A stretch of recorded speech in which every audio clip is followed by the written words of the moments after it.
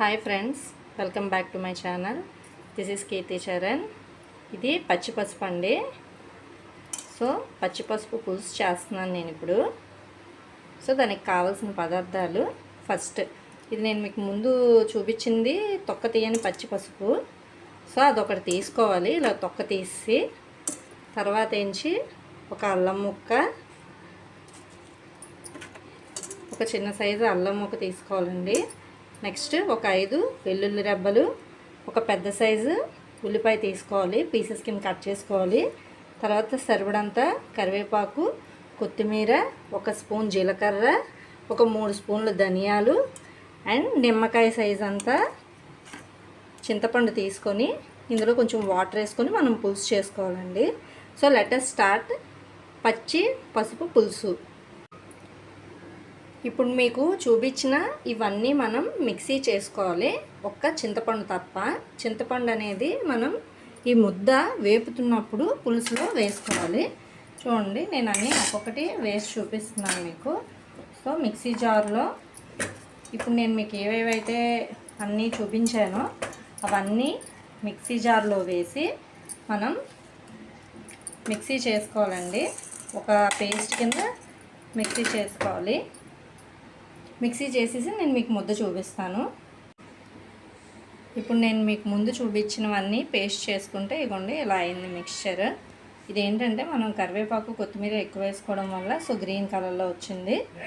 So దీంతోపాటు ఇప్పుడు మనం ఒక 2 ఎండుమిరపకాయలు కూడా సపరేట్గా మనం పేస్ట్ చేసుకుందాం.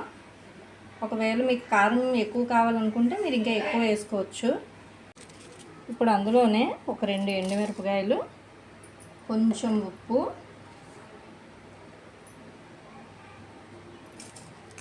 మళ్ళీ మనం ఈ పేస్ట్ అందులో కలుపుకుంటామండి. సో ఒక 2 ఎండుమిరపకాయలు, కొంచెం ఉప్పు వేసి పేస్ట్ చేసుకొని మళ్ళీ మనం మొత్తం కలిపి నూనెలో వేయించుకోవాలి. ఇదిగోండి పచ్చిమిరపకాయ ముద్ద చేసుకున్నాను నేను. సో ఇలా వచ్చింది. సో ఇప్పుడు స్టవ్ వెలిగించుకొని స్టవ్ మీద కళాయి పెట్టుకొని ఇప్పుడు మనం ఈ చేసుకున్న ముద్దనంతా ఆయిల్లో ఫ్రై చేసుకోవాలండి. ఇప్పుడు కళాయిలోకి సరిపడేంత ఆయిల్ వేసుకున్న తర్వాత మనం ముందుగా చేసి పెట్టుకున్న ముద్దని వేసుకోవాలి, నూనెలో వేపుకోవాలన్నమాట.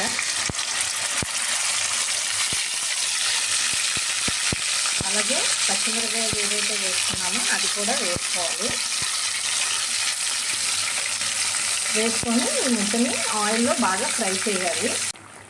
సో ఈ ముద్దని మనం వేసుకున్న తర్వాత ఇలాగ ఆయిల్లో మొత్తం ఫ్రై చేసుకోవాలండి.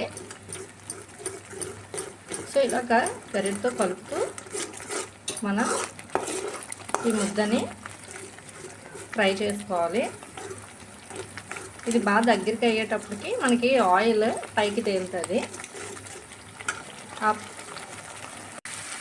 చూడండి, ఆయిల్ అంతా పైకి తేలి ఇలాగా దగ్గరికి అవుతుంది కదా. ఇదిగోండి. సో ఇలాగా మనం ఈ ముద్దని ఆయిల్లో ఫ్రై చేసుకోవాలి. సో ఆయిల్ ఇలా తేలుతుంది అన్నమాట మనకి. మనం ముందుగా చూపించిన నిమ్మకాయ సైజు అంత చింతపండుని శుభ్రంగా పిసికి మనం ఒక చిన్న బౌల్కి వచ్చేటట్టు పులుసు పిసుకోవాలండి. ఇంతకు మించి ఎక్కువ మనం వేసుకోకూడదు. కొంచెం దగ్గరగా మరగబెట్టుకుంటే పచ్చిపసుపు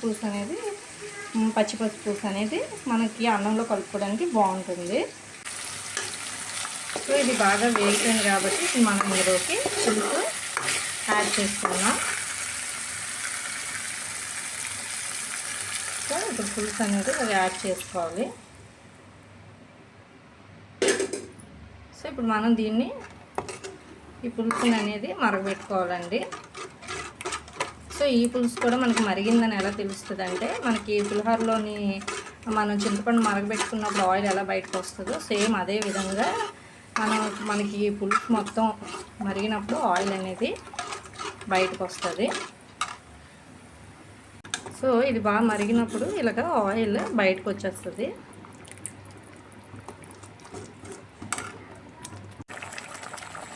మనకి పచ్చి పసుపు పులుసు మనం డబ్బాలో వేసుకొని స్టోర్ చేసుకుంటారండి, ఒక వారం ఉంటుంది.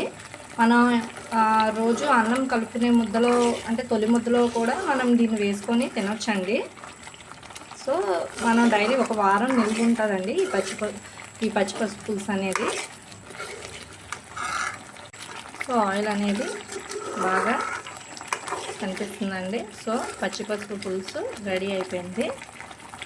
సో మీకు ఈ వీడియో నచ్చినట్టయితే, నేను చేసే విధానం నచ్చినట్టయితే, ఇది మా అమ్మగారు చెప్పారండి నాకు. సో మా అమ్మగారు చెప్పినట్టు నేను చేశాను పచ్చి పసుపు పులుసు. సో మీరు కూడా మీ ఇంట్లో ఒకసారి ట్రై చేసి ఎలా ఉన్నదో నా కామెంట్ సెక్షన్లో కామెంట్ చేయండి. నేను చేసిన ఈ విధానం నచ్చినట్టయితే ప్లీజ్ లైక్ చేయండి, షేర్ చేయండి అండ్ సబ్స్క్రైబ్ చేసుకోండి friends. Thank you for watching.